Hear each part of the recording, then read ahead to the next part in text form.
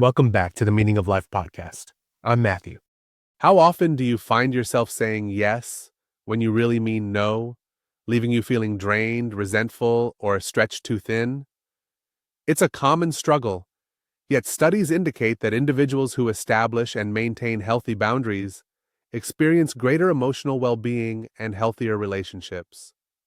Today, we're exploring the essential art of setting limits and how saying no can actually be an act of self-respect and a pathway to a more meaningful life.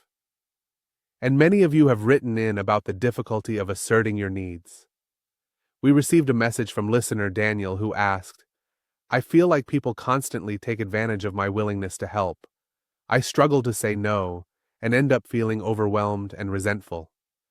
How do you learn to set boundaries without feeling guilty or selfish?"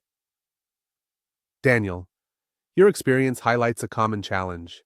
As we'll discuss, setting healthy boundaries isn't selfish. It's a necessary act of self-care that ultimately benefits both you and your relationships.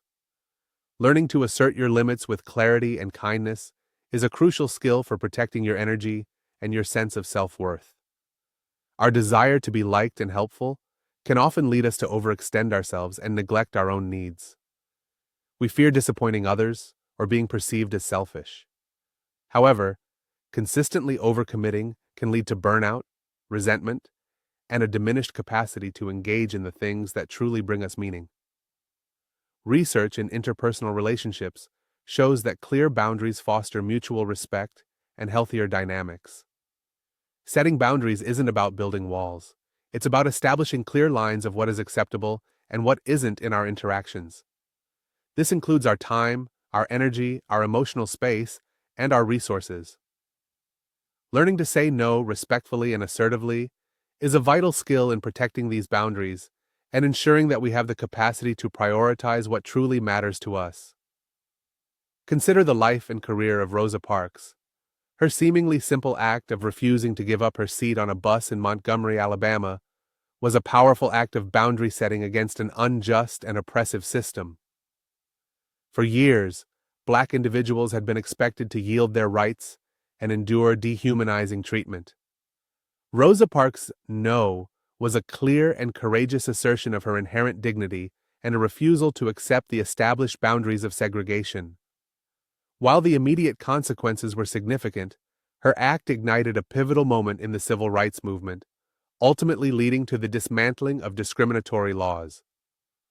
Rosa Parks' quiet but firm no demonstrates the profound impact of setting boundaries, not just for personal well-being, but also in challenging injustice and advocating for a more meaningful and equitable society.